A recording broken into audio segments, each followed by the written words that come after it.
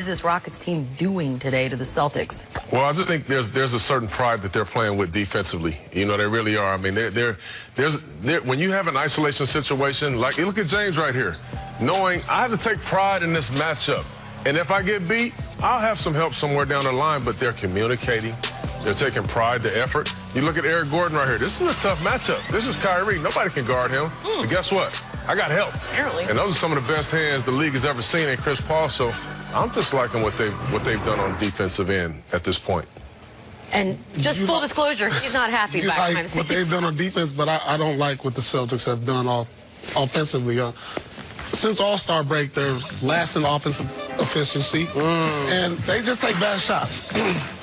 You know, they too many empty possessions, too many one-on-one opportunities, and you know that's not a recipe for success if you're trying to build your winning championship. Look at these empty possessions they have, and if you're taking bad shots, you don't get to the free throw line. So, you know, this team is bad at both right now. And as it relates to the Houston Rockets, they're doing just the opposite, Mr. Paul Pierce, of your Boston Celtics. Giving up good shots to get great shots.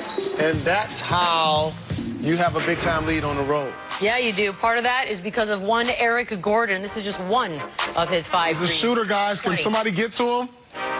Nah. Don't have to. Get it. The wide open 3, up by 6. This is proven to be a very good pickup. This dude is knocking that 3 ball down.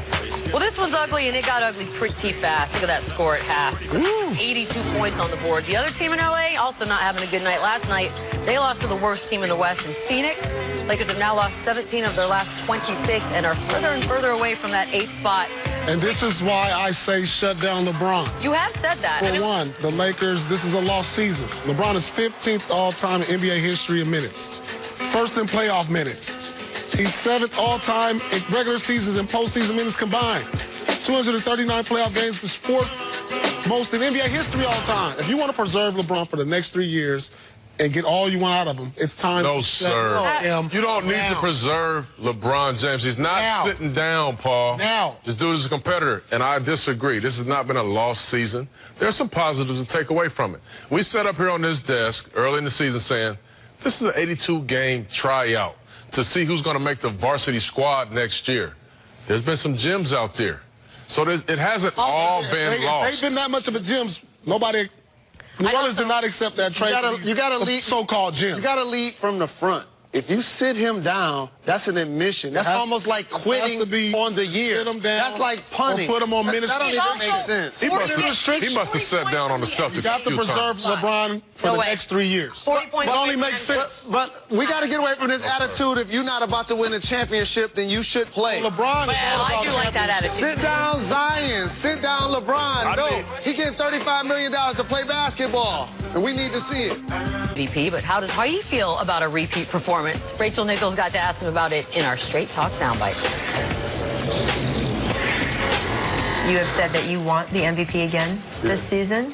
Make your case to me. Why do you deserve it? What do you mean? Just look at all what we've had to go through, and you put, you know, any other guy in this situation that I've been in, and they probably wouldn't be here in the same situation, you know. And so we got a chance to get to that, you know, top 3 seed in the West, which we all know how difficult that is. But I mean, that conversation of being in the MVP is something that's my goal every year, and it's been the goal since the last, you know, 5 years. Fair enough. Not everyone will admit that. He wants another MVP. Who's your choice right now? James Harden, you don't have to tell everybody what you're doing. We're watching it. I got the beard. Okay. While I agree with everything Harden is saying, I have to go with Giannis for the simple fact no one had Milwaukee being at the top of not only the East but the league at this point in the season. I agree. I know where you're going, but it's not necessarily a team award, though you got to factor winning in. And I like to think about the Heisman Trophy. For me, Harden has had more wow moments. Okay, like 50-point games with 10 assists, 40-point games, the 30-point streaks. So I think he's had to do something that made it a little more outstanding. But they're 1A and 1B. He has the zhuzh. But we based this award over the years based on team performance and individual performance, and they go hand in hand. Based on the criteria, best team, best player. I'm just saying. Well, I want to stick with the Rockets for a second because obviously CP3 and Capella have both returned, and they have improved how exactly, Chauncey? You know, in so many ways, Beads, but we were very critical of this team early on. I mean, really, where they were really underachieving. They started to pick it up. We'll go to the tape right here for the court vision, but they've made a 100-degree turn in terms of the spirit of the team. And here's how. Rockets ball movement. Now, look at James. He advances the ball right here, but a lot of times he gets that outlet and nobody else touches the ball. Well, there's been a shift now. Look how many passes they make. Chris Paul gets into the middle of the paint where he can obviously knock down that shot, but swing.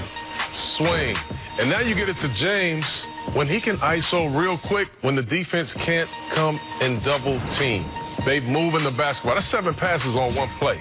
We haven't seen them do that. Now you look at multiple efforts defensively. You look at the switch right there. Now you look at Eric Gordon coming over to help right there. Nice job by Manimal taking away that baseline pass. PJ helps him. James helps him. And now Chris does a good job of contesting without fouling, and they collect a rebound. That's 7 efforts. And the Beard, the most interesting offensive player in the world. He gets in his bag right here. Now, if all else fails, just give the Beard the ball. And he can go get you 60 on any given night. So the spirit of this team has changed with them just being not only cohesive, but sharing the basketball and being unselfish on both ends of the floor. Okay. Sharing basketball. That's why James got the most dribbles in the league history. Yeah, and you've seen 7 passes right there. He did show you that. That's a team high. Wait, No, that's what they've been doing lately. If they're going to threaten the league, if they're going to really pose a threat to this Golden State Warriors team and then moving on after that, would you rather see a team that has Harden scoring 40, 50, even 60 points, as you said, or the more balanced option? 40 points plus. This is what, when they're at their best. This is what they've been doing all year. This is what the team system is. This is what they're accustomed to. The team is 17-6 when he scores 40 plus. Do you know what they are when he scores under 40? The team is only 18-17. So right there it tells you they're a better team when he's out there getting buckets. These finals MVPs know this as well as anyone. What you're able to do in the regular season, what you're able to do in the postseason are way different. And so you can get away with that ISO ball, leading the league in dribbles, and all of that stuff. But in the playoffs, teams are going to lock in. It's the team dynamic. You got to swing the ball back and forth like Chauncey just broke down. Chris Paul has to be a factor.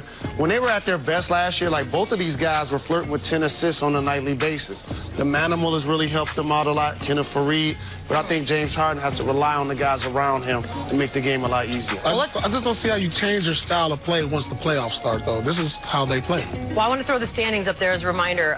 The Rockets right now, a game out of third, along with Utah, hottest team in the conference over the last 10 games, including 4 straight wins. And they, just like their opponent today, 14-1 odds to win it all, 4th best in the NBA. Jalen, Denver's had a great season, a little sluggish lately. You've got OKC, who's lost 4 in a row. Paul George, a little dinged up. Right now, how would you rank this Rockets squad?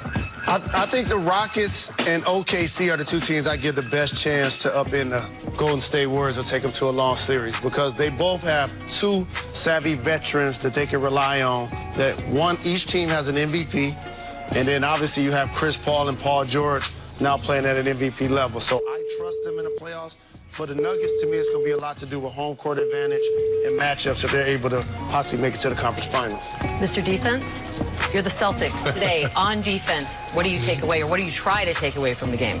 Well, you have to show James Harden some different coverages. First of all, you have to trap him sometimes. You have to sometimes just run a guy at him. He ISO. Sometimes, a lot of times when he gets trapped in a pick and roll, he just won't call a pick and roll. So he'll ISO. And if that happens, you have to fire a guy at him, which means just run a guy at him, no matter where that guy's coming from, just to make him think something different. Because as Paul said, when he gets 40, you're in trouble. You're in trouble. And he can get 40 on any given night. Not let him get 40. Seems simple. SportsCenter tonight on ESPN after LAFC Sporting Kansas City with Steve Levy and John Anderson. Breaking down the NCAA field from top to bubble. Moments from soccer's opening weekend, MLS. And Antonio Brown reveals how his relationship with the Steelers soured. Oh, I think we know. SportsCenter, 10:30 Eastern on ESPN and the app. Coming up, Kyrie Irving is the most clutch player in the league. But is it more style than skill? Scoop Jackson gets all caffeinated. Talks about Kyrie's trend. He breaks it down. Chris Paul passing Karl Malone for 10th on the all-time steals list on Thursday. Next on the list, Spurs legend Alvin Robertson. He had a mean dice game. You may or may not be old enough to remember a character called Mars Blackman, hypothesizing that the thing that made Michael Jordan as great as he was just had to be the shoes. Flash forward 30 years, and the show-stopping exploits of Kyrie Irving. How does he do it? It's got to be the shirt tail. Here's Scoop Jackson.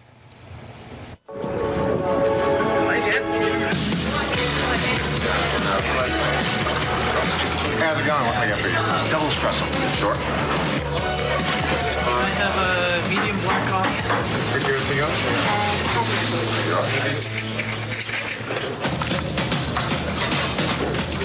What the?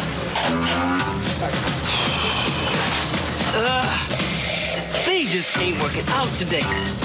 Nothing's going right. Maybe I need to do a Kyrie. Hey, so you know what's about to happen? Oh, I definitely know.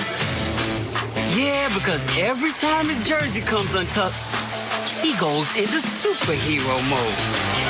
Like he knows that's his superpower. Oh, behind the back move by Irving and score! Untucked Kyrie is an alter ego. It's a superhero. When Peter Parker rips off the suit and becomes Spider-Man, when you untuck Kyrie's jersey, he becomes that superhero, that avenger of NBA basketball. By bringing him to T'Challa, spinach to Popeye, Reggie Miller with seconds of going down. Game 3's in the finals to KD. Irving puts it up. Let's go! Kyrie Irving from downtown! He turns into Super Kyrie. Crazy shots, doing impossible things. Latte for Becca, living that untucked life. Kyrie, tough shot. Uncle Drew with another one. In that game specifically, you knew every single time that he came down the floor, it was not only was he going to get a bucket, but he was going to make a mockery of every single person guarding him. And I swear it's only because he feels he's loose, because that jersey is untucked. Untucked equals unguardable. Untucked means unstoppable. I haven't found one NBA player yet that has been able to stop untucked Kyrie. That even LeBron, the Warriors, the only person who can stop untucked Kyrie is either Uncle Drew or another untucked Kyrie guarding him. Go untucked, become a hero. I feel you, Kyrie. I feel you. Scoop, you're silly. Now, of course, the NBA does not endorse the untucking of any article of clothing unless it happens during normal game action. So for Kyrie and the Celtics, that's sort of been the issue. The Celtics are 1-6 in their last 7 with Kyrie, 6-1 in their last 7 without, and that is regardless of the status of one's jersey. Paul, talk to me about the system, the offensive system that will really showcase Kyrie as a winner. I think we've already saw that in Cleveland, you know, where he didn't have to be the main guy. You know, I truly believe where if you create a system where Kyrie doesn't have to be the leading scorer, he can be that 1B guy. You know, that's a system that we saw him be very successful in. Now all the pressure's on him, all the defense, all the scout report is just all about Kyrie. You know, and it's tough for a small guard to lead a team to a championship. So if you can put him in the system to where maybe you have that other player who can be that He's a 1B scorer. I think he's a 1B for a championship team because he's already shown that.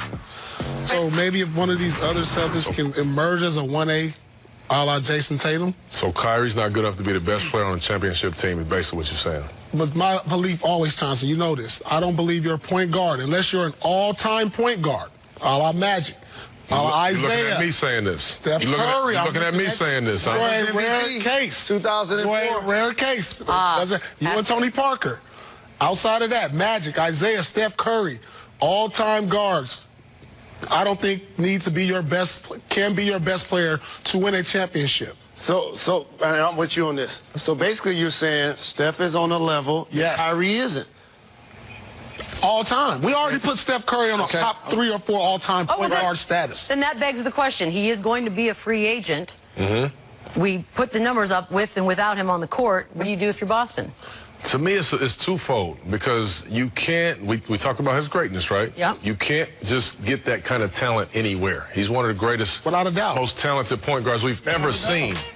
However, I do think if they go a different direction, they can be successful without Kyrie. I believe that as well. So it's twofold, in my opinion. You still need a superstar to win in this league. Kyrie is a superstar. You need that. There's no way you win in this league without having that. Every final shows it. You need a top 5 player. So I got a question for you, Paul, Mr. Celtic. You can answer it too. If you're Boston, if you had the opportunity to keep Kyrie or you have a shot at Anthony Davis, what do you do? Anthony Davis. I have to lean toward Anthony Davis because he so they can go another route and still be successful. To win a championship. He is a top 5 player.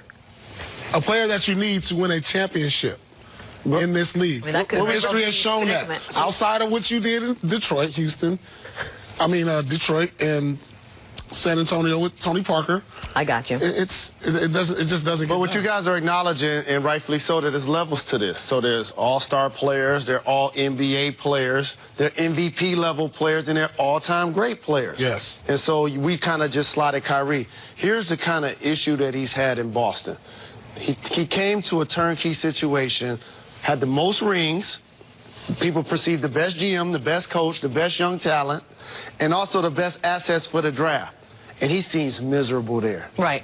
And so when they're a 5th seed, I feel like this is going to be a final season playing with that squad regardless of what the Celtics want to do. New pastures. Well, he's not done yet because he will be facing LeBron. Celtics Lakers highlight next week's NBA Saturday primetime game presented by HyperX Gaming. Obviously, both teams struggling lately. It's an important matchup. Must win for one. Our coverage tips with NBA Countdown at 8, 5 Pacific on ABC. And as always, you can watch it on the app. Let's check out who is playing with confidence. Brought to you by Toyota. It's Clint Capella, returning with confidence. The last 5 games, 12 points, 12 boards, and a 4-1 record. We got a backup pair of those earbuds. You always lose them at least once. Crossover, got it! Harden with a step-back 3. Got another one. Shake and bake, and throws it. Now the crossover, now you're frozen. Kyrie Irving putting on a show. Harden with a cold-blooded 3. Man down. Oohs and ahs from the crowd. That's what he does so well. Time to go courtside for Rockets Celtics. So James Harden's lowest shooting percentage happens to be against the Celtics, Jalen. What is it that they do that does that for him? You are your skill set, Michelle Beadle. When I look at the Boston Celtics, I noticed something. They have lockdown defenders on the perimeter. Marcus Smart comes to mind, Jaylen Brown. When he runs pick-and-roll actions, Al Horford is one of the better bigs in containing pick-and-roll ball handlers. So the Celtics do a really good job of making him play in the crowd. And on the opposite side of that spectrum, Paul, Kyrie happens to average his 2nd most against any team against the Rockets. You expect another big game? Yeah, he always shows up in these type of games, especially on national television. I expect him to really step up tonight, but I don't see him scoring 26 to 30 points tonight. I think he's going to do a better job today at getting his teammates involved. Look to him to get double-digit assists today. Ooh.